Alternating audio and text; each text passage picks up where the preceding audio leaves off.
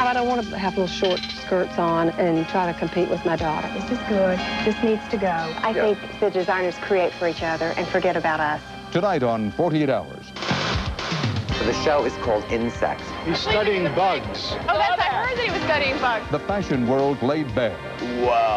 They were pretty revealing up there, though. You saw it, Are you didn't sure you saw did. it? I did see that. Yes, I did. Just because it isn't, you know, death and life and cancer, doesn't mean that it isn't important to people. You see so many buys, and you just want to keep buying more and more. At the outlets, This is exactly the same shirt as I'd buy in a regular Works Brothers. No, it's not. It's not. you may not be getting the bargain you thought. If the store says it's the same dress, well, then they're being dishonest. In California, people in slavery making your clothes. People treated almost like animals. And in New York, You have your ticket? a front row seat to fashion's biggest show. Could we see a trend start? Before you shop, Ugliness. Ugliness. you have to look behind the scenes. It sounds a little scary. It is. Tonight, join Dan Rather with correspondents Harold Dow, Bill Lagatuda, Erin Moriarty, Richard Schlesinger, Susan Spencer, and Roberta Baskin.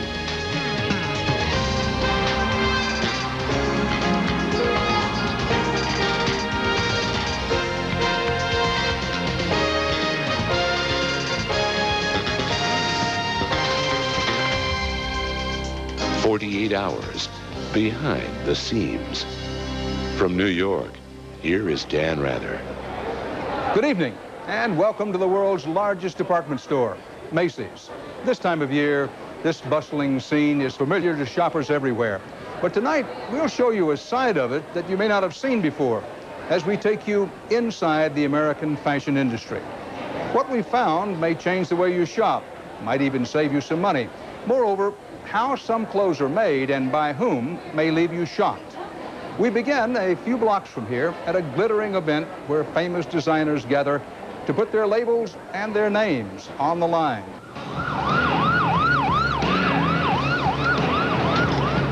Fashion Week in New York. You all have assigned seats? That's great. The world is waiting to see what the American designers have come up with for spring.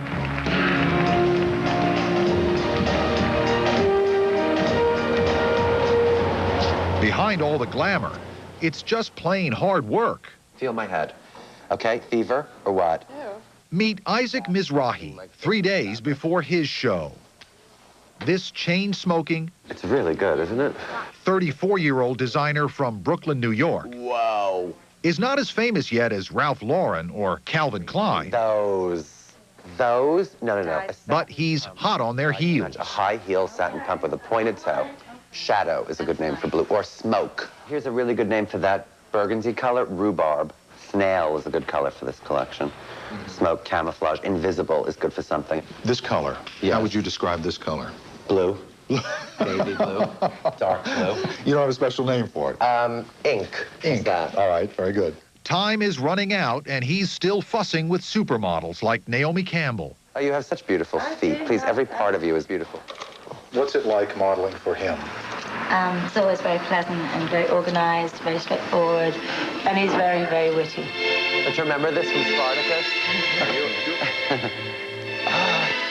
Spartacus, here's your son, Spartacus. And him sort of like this.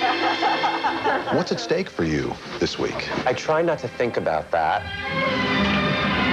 For Isaac Mizrahi and for all the designers who are here in New York City to show off their clothes in those big white tents, there's an awful lot at stake. This is a $150 billion a year industry, and it's in trouble. Sales are flat. In other words, women no longer shop till they drop. These are the most difficult times for the U.S. fashion industry since the end of the Second World War. Alan Milstein is a fashion industry consultant. Why aren't women shopping for clothes? Well, today's working woman, the 35 to 50-year-old aging boomer, is a lot smarter than her mother. She doesn't spend endless hours shopping in malls or in stores and meeting a friend for lunch in a tea room. She's in the workforce, and she's spending her money on things other than apparel. But it's more, you know, a Supremes moment than it is a Carol Lombard moment or something. What kind of women are these designers designing for? Do you have to be 85 pounds to wear these clothes? One of the most over-abused words in the lexicon of fashion designers is young and thin. Get into your clothes, Mary. The clothes are designed on and are shown on what looks like anorexic young girls. And unfortunately, we have an aging population in this country, and it just doesn't fit. Is there a particular woman that you design for in mind? Yes. You know, she's very young and hip, and she's working and she's succeeding, but she's also a good girl. I think it should get a little shorter. So what should those good girls be wearing next spring? How's this for inspiration?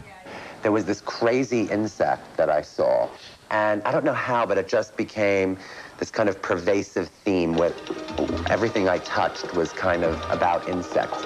Beautiful colors, butterflies, you know, the sheen and the glaze and the gloss and the fabrics being all so delicate and looking like they would crack. You know what I mean? And so the show is called Insects, which I think is a very funny name, I-N-S-E-X, you know? Far away from Fashion Avenue. I would do those shoes. I would not do this skirt. Okay. Wouldn't do that together. No, would never do that I would together. never do those. It's fun to shop with her. Like the purple dress I talked her into. She's going, no way, it's sleeveless. It's just too purple. And Two friends. But you know what? I hang it in here thinking maybe one day I'll be thin enough. Two closets. So I talked her into buying that purple dress. And she talked me into buying this. And she said, I'll never wear this. I said, yeah, you've got to. Just one problem. Hate it. Hate it. This is good. This needs to go. I think the designers create for each other and forget about us. For Lynn Cardin and Deborah Lee of Nashville, Tennessee, I've got tortellini soup and I have chili. high fashion often means high frustration. At 45, I don't want to have little short skirts on and try to compete with my daughter. I want to be me, but I'm not exactly Mother the Bride yet either. All these young models are wonderful and they're beautiful, but that's not where we're at. What's the fashion industry doing wrong?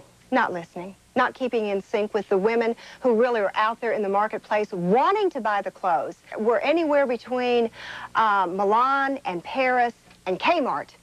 Somewhere in between, there's a whole group of us saying, remember me. I don't want to be totally different, outrageous, where when you walk in, you know, you're so different. I don't want to do that. But I do want it real fashion. I do want it different. Does that make sense? Not to me, it doesn't. Well... If the fashions aren't getting to Nashville, we thought it might make sense to bring Nashville to the fashions. Basic black. A new gold blouse and a little black skirt. So I'm on my way to New York, and I need something spiffy. So we invited Deborah and Lynn to New York for 48 hours of fashion shows and shopping. Welcome to American Airlines Flight 1088, non-stop service to New York LaGuardia. And to ask the fashion industry one question. Hey, what's wrong out there? The answer? We're ready. We are ready. Maybe when we land. We'd like to board all remaining passengers. Back in New York, Today's the day. it's the morning of the big show for Isaac Mizrahi. The clothes may be well designed, but they aren't finished being sewn yet. The guest list is growing. Just adding one more person may not seem a lot to you. Mizrahi is a hot ticket. I'm so overbooked. I have a waiting list of at least 80 people who need to see it. Let's go. Okay. So you know where we're going, right?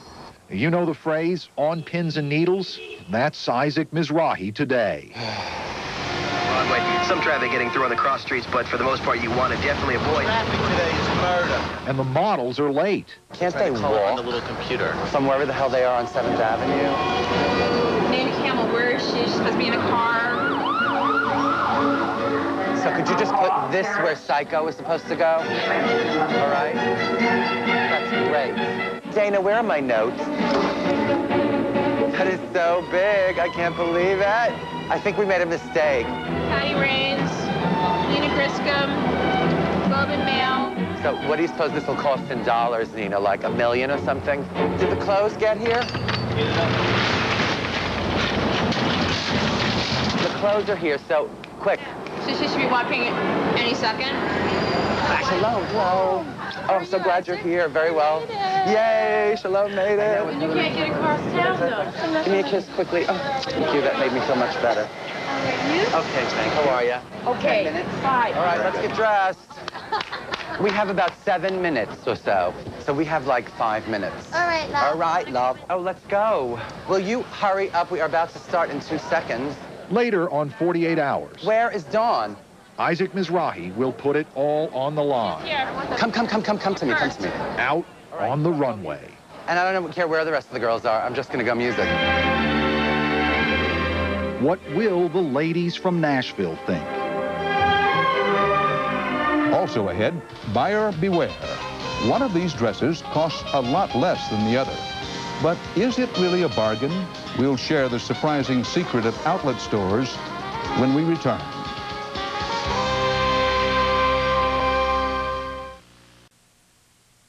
Now, I need you to open up to me just a little to see the front. There we go. Mm-hmm. Perfect. Most Americans can't afford designer clothes at designer prices. Good. I found suits here for like $150. Timberland boots. I got them for like $30 cheaper. Sunglasses that I paid $260 for $138. How's that? Oh, the joys of outlet shopping. You see so many buys and you just want to keep buying more and more. 5 suits, some sweaters, tops. We bought what we would have bought in the city, but for less money. I don't go to department stores anymore after discovering what you can find here. Passionate shoppers like those have pushed the off-price outlet business from $6 billion to $13 billion a year in just the last decade. A lot of it fueled by the desire for designer merchandise at bargain basement prices. It seems almost too good to be true. And industry analysts say it's often not true. When the average shopper goes to an outlet mall, they should keep in mind caveat emptor, let the buyer beware. Alan Milstein grew up in the fashion industry. My family had a business on 7th Avenue. Today, these malls are big business, and they are populated today by dozens of brand names, many designer names, and many retail stores. There just isn't enough first-quality merchandise to go around to fill all of these stores. In the United States alone, there are 375 malls that house outlet stores, with some 25 new ones opening just this year. So where does all this stuff come from? What you're finding in most of them is merchandise that is specifically manufactured by the designers or the brand names for their mall outlet stores. We set out to see just how true that was. We went on our own shopping spree, comparing glitzy Manhattan retailers with this outlet mall in Harriman, New York. And what we found might surprise you. This is exactly the same shirt as I'd buy in a regular Works Brothers. No, it's not. It's not. The only one up there that is the Oxford. So this one's just made for here. What's the difference? I'm not sure. We generate $250 million in sales in this center, which is equal to... Barry Ginsberg is the vice chairman of a company that owns 17 outlet malls. This mall is considered one of the very best malls in the country. But even he concedes that outlet shopping is a mixed bag. You also have merchandise in these stores that isn't in the other stores, Yes. isn't in the retail stores. In some stores, that's true. Every store is different. Do you think that's fair? I think it's fair. Yeah. Some stores have excess goods, and they don't manufacture goods for the stores. Other tenants do. With, it turns out, help from some obliging manufacturers. We try to keep the design looking the same because that's really what they want. It's just a price consideration.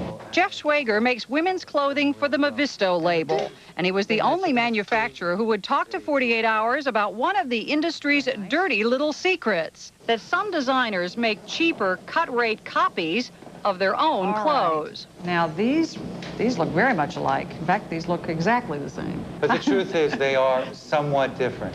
So can you tell which is the original? It's a minor detail, No, but a I think major it's one. this one. I Right. think this is the original one, the, Yes, it is. the brown one. The fabric in the brown suit is 3 times the cost of the fabric in the black suit. This copycat practice provides a lot of merchandise for discount stores and outlets. We have our designers and design room go out and research other fabrications and ways that we can make these garments for them at prices that will be affordable to the masses. But you do put your label in these clothes as well. Not always, sometimes. Schwager said that the knockoffs typically show up about a year after the original. Both of these dresses had the Movisto label in them, Yes, they do. and they look exactly the same to me. Well, basically, they are the same dress in construction. The only difference is fabrication. In this case, the material in the original dress on the right, the richer, deeper black, is 100% rayon, while the copy is 100% polyester, a much cheaper fabric. I've seen this dress in Bloomingdale's. I really like this dress. Right. That one. Right, okay. And I go to the discounter and I get this one. Now, granted, I don't spend as much money, but is that right? We're not telling you that it's something that it isn't. The label tells you that one is 100% polyester and one says that it's 100% rayon. And if the store says it's the same dress that's in Bloomingdale's, well, then they're being dishonest. But the label tells me it's made by the same designer. And it looks just like the one that I saw at the department. Well, the idea is that to make you think that you're going to get the same dress, but... That is the idea. On the store's part, not on my part. Basically, you get what you pay for. Bud Konheim is the president of Nicole Miller, which turns up its corporate nose at outlet malls. The big word that's missing in politics and in business today is credibility. We don't talk out of both sides of our mouth. We have a one-price idea. Everybody gets the same thing. But sometimes even Konheim can't resist the lure of a deal. So I saw Cole Haan shoes in the outlet. I said, gee, what a great thing. Outlet, blah, blah, blah, whatever it is. Cheap. These cheap. Okay, these cheap. Even you said this. Cheap. Hey, I'm human. This shoe does not exist at Cole Haan's regular stores. It only exists in the outlet malls. But you only paid $90 for it. I paid $90 for it, and I got a pair of $90 shoes. I did not get $155 shoes for 90 bucks. That's my point. We ended our own frenzied shopping day at the outlets, finding some strictly outlet items and many deals. Here is an Anne Klein jacket, which as far as I can tell is precisely the same jacket. This one from Saks was on sale. It was still $70 more than this one. So it's $70 cheaper here? Yes. But we also found things like this Calvin Klein jacket, which at the outlet was $254.99. The same price we paid for it on sale at a department store. In this case, the department store sale price is the same as our everyday price. I think on a day-in, day-out basis, most things sold here are at a lower price in department stores. The problem for the average consumer is that it's very difficult to distinguish first-quality merchandise from second-quality merchandise or discards or returned merchandise. What they're looking for is the bargain, and a bargain hunter sometimes falls on the petard of their own greed.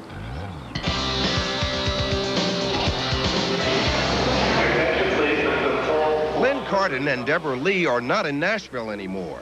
Well, here we are in New York. Here we are in New York. I think And they're about to trade one runway for another.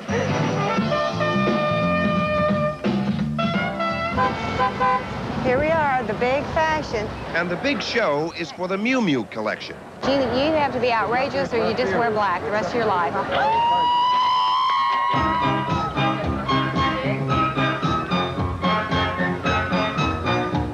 Okay, help me here. I'm missing the point. I'm missing it. She doesn't know she's going to do her wash. I know. This is like a house dress. It's like your fantasy nurse, you know? I think this is lingerie. I'm not sure what that is. It's not much of it, though. I know that. So what do you think? Well, on this, and I'm glad we don't have to go backstage and give our opinion, do we? No. Not here, but at the show for the Anne Klein line of clothing. That's exactly what they do. Good to see you, Deborah Lee. Hi, from Deborah. Nashville. Nice to meet you. Patrick Robinson is the designer for Anne Klein. They feel that a lot of the designs are directed at very young youngsters, or young women, I should say. Beautiful, thin, young women. I think there's many different designers with many different approaches. Anne Klein happens to stand for making clothes for you. Right. These are clothes, again, that stay in the front of your closet for years and years and years. The question is whether they'd ever come out of the closet.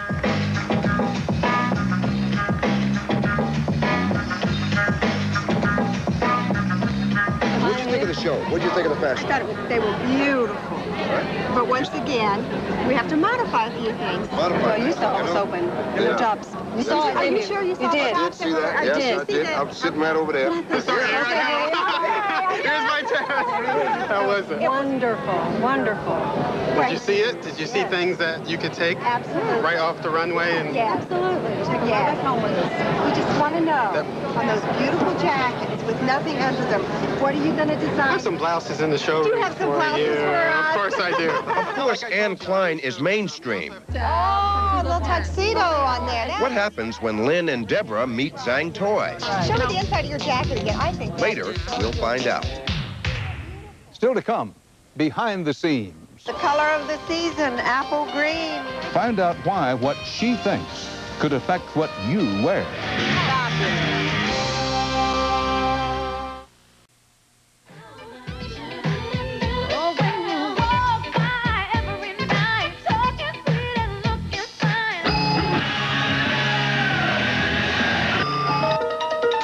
I start with a completely blank slate. You just want to see what people are offering. Even though she is still wearing wool, Linda Wells is undergoing the annual rite of spring. I think it's not very responsible to go in with a preconceived notion. She's the editor of the fashion magazine Allure, and the debut of the spring collections is one of the biggest stories of the year. 16, 17, 18 fashion shows Right. in 5 days. Right. Now, by the end of the week, are you going to be able to tell an Oscar de la Renta from a Richard Tyler? Yes, absolutely. Really? Oh, yeah. Are they don't all run together? No. The color of the season, apple green. Thank you so much for coming. Polly Mellon is the magazine's creative director. Fabulous. Okay, I'm just going to keep moving. She's one of the most powerful people in the fashion world. Look at this adorable dress. Oh, it's great. And one of the most colorful. How adorable is this? Polly Mellon may not be the youngest, but she is one of the hippest. It's her job to be on the cutting edge and spot new talent. Really great. Sensation. I love it. Tonight, for the first time, she's visiting the showroom of up-and-coming designer Susan Lazar It was amazing. to see her spring collection. This dress is major. You just have an instinct of what's going on, and this girl is very important. How wonderful. The fact that you came here is like, I can't even... Really great. I can't describe it. It was just a thrill. It really was a thrill. Candy cane, you know what I mean? I don't like it when it's all matchy-matchy. No. Together, Linda Wells and Polly Mellon are about to begin a week-long search for some way to define the spring fashion season. Welcome to New York City.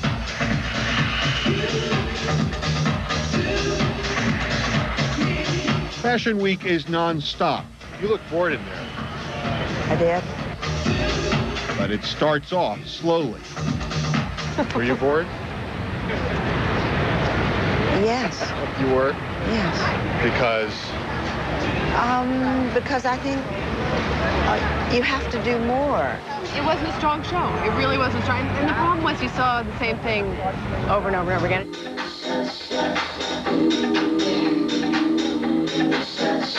So what does a designer have to do to impress you, or Polly? You want the designer to have a clear idea of what he or she is showing.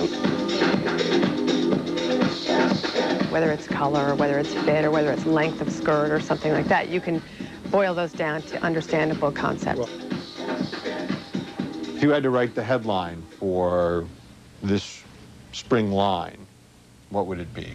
Color. Color. And body. And it would be dare to wear color.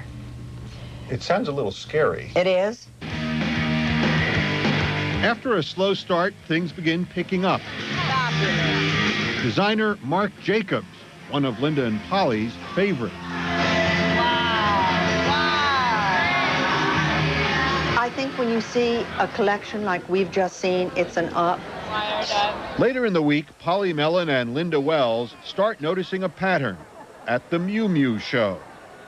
Could we see a trend start this afternoon? You just might. Can you imagine the excitement? What sort of trend might we see? A certain kind of ugliness. Ugliness? Yes, Is that ugliness good? as a trend. Well, depends on who you are and if you like it. But it was like Ugliness? pea green sweaters and Motel 6 plaid pattern pants. Is that right, Paul? Right. Polly and Linda agree the Miu Miu collection is ugly. And in the world of fashion, ugly can be attractive. There are pieces in there you pull apart and you put together, and that's the work of the magazine and the fashion editor. Is there anything that will never get past you? Is there anything that you will never pronounce? Stylish? Yes. Brown? No. Pink? Mustard. Mustard. Mustard. I don't like mustard. By the end of the week, Polly and Linda have seen a little mustard and a lot of everything else. It's all over the place. Every single solitary trend. We saw shorts, and we saw long skirts, and we saw short skirts, and we saw mid-length skirts. What happens now is this selection process and consensus. We have to move fast on lace. This group of Allure fashion editors has its work cut out for it. It's a difficult season, Linda. There are hundreds of outfits to consider for only a few coveted headlines. Pleats I saw again and again and again, but it's a little bit dull. Shorts. Shorts. What we did see at a lot of collections were these wonderful tight pants. And it doesn't have to be matchy either. No. That's what's so great about the new suit. Little recap. New suits. Love that. Now, we had many discussions about color. We have burnt, we have blues, and we have powders. Oh, that blue denim crisscross dress on Kay. Great. Major. Like a sundress. I dig it. The ladies who lord over fashion have decided what's in and what's not. Because it's got style. I've been looking for a new golf skirt, and I found it. Is that skirt long enough to play golf in, honestly? I play very short. You do? Important decisions, at least for some. Just because it isn't, you know, nuclear physics or about wars and, you know, death and life and cancer, doesn't mean that it isn't important to people.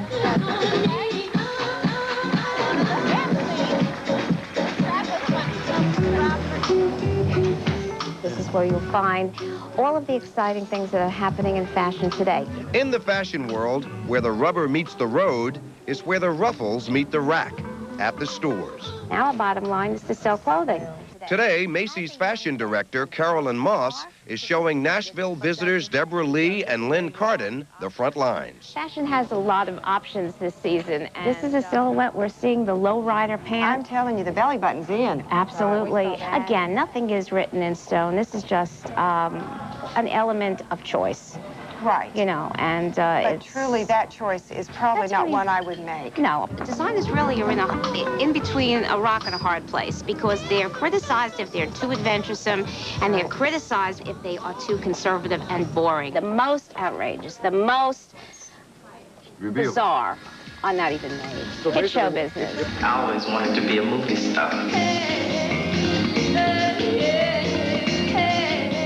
There's always a little drama in the show, and that's what I'm known for. For designer Zhang Toy, Is the makeup okay? without show business, Just toss over the shoulder so we can take it off. there's no business. When you design clothes, do you design clothes with these ladies in mind? Definitely. I have a very big follower down south. They all love my suit. That's what I'm known for. He just said you're going to love his suit. We're going to love your suit. I want to see you too in Vancouver sometime. Mr. Zhang Toy must see the girls in their clothes when we walk.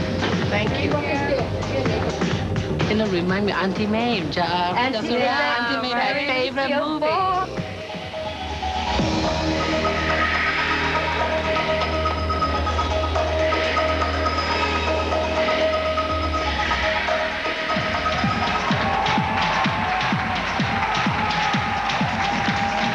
There he is. We heard you. It was wonderful. What do you think? It was great. It was great. Thank you. The colors were great. I love your detail.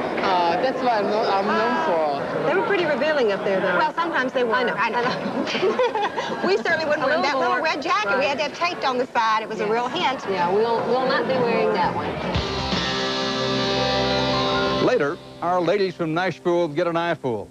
What will they think of the Mizrahi collection? Stay tuned. But first, we found people in slavery. A 48 hours investigation. Who makes the clothes you wear? Some disturbing answers. Next.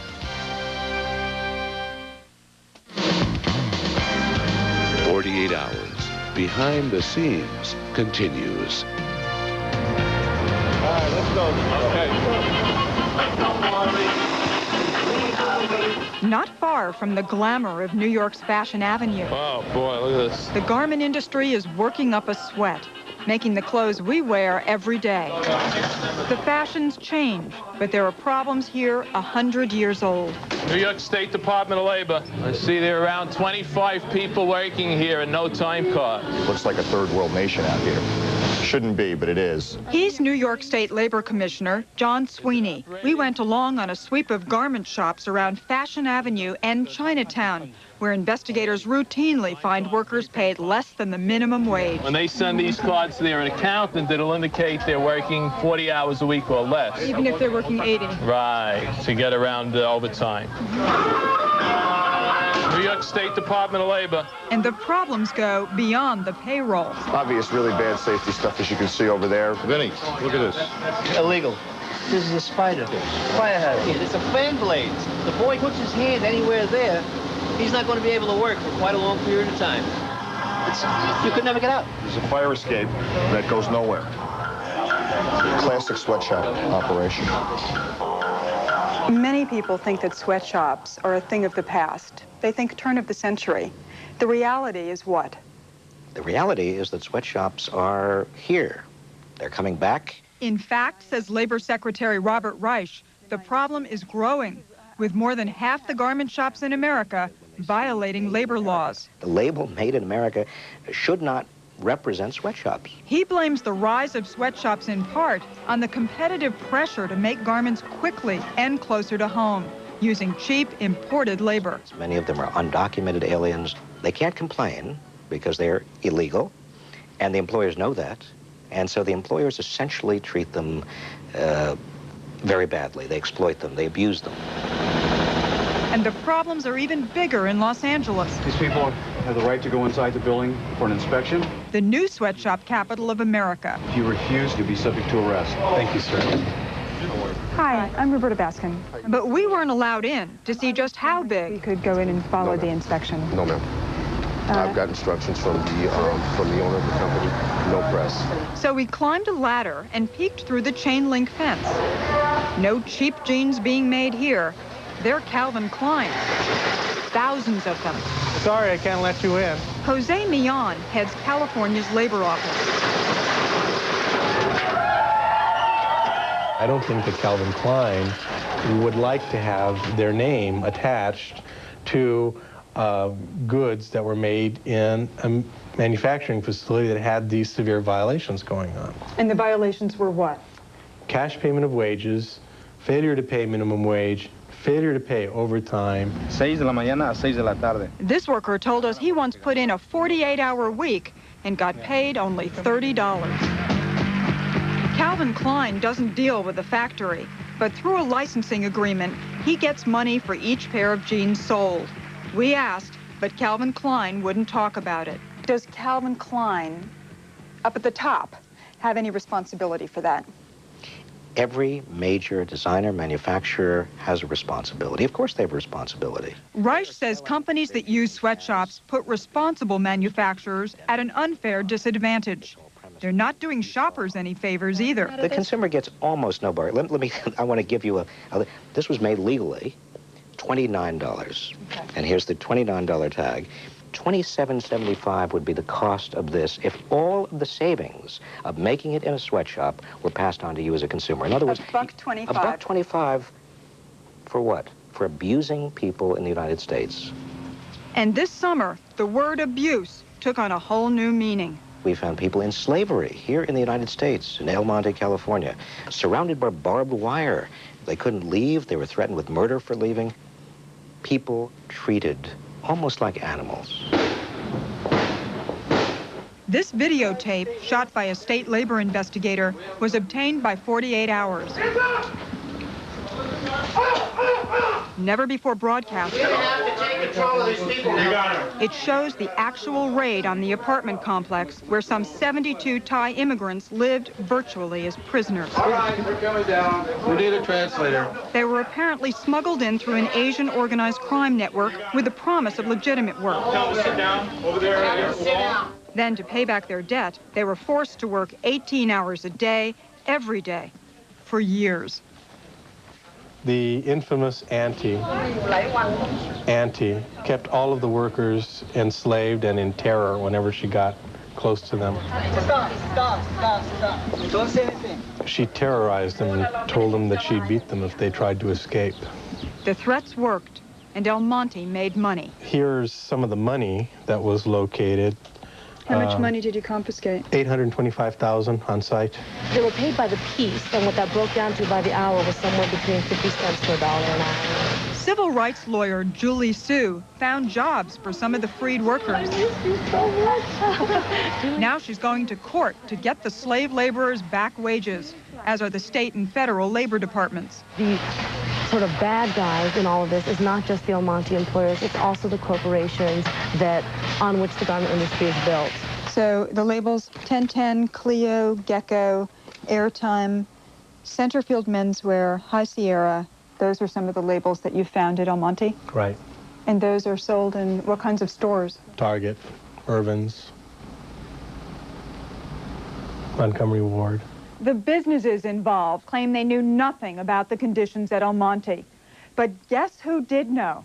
The federal government. There was gross mishandling. And when we come back, an exclusive interview with a federal agent who calls it a cover-up. I think the American people deserve serious FBI, bring in the lie detectors investigation.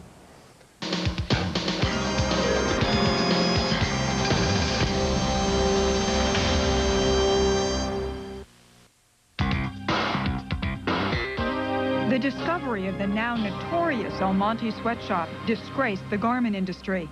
Immigrants forced to work like slaves 18 hours a day. And it turns out the government knew about it. Don't worry about that, Sue. Search it. The Immigration and Naturalization Service's lead agent on the case, Phil Bonner, says the federal government ignored its own evidence of Thai slavery for years. It's incredible. It's despicable that the indifference. The government has forbidden Bonner from talking about this case. You know, anything to do with the El Monte case, I don't want to talk about. I really can't. But he did agree, putting his career on the line, to speak out on what he believes is a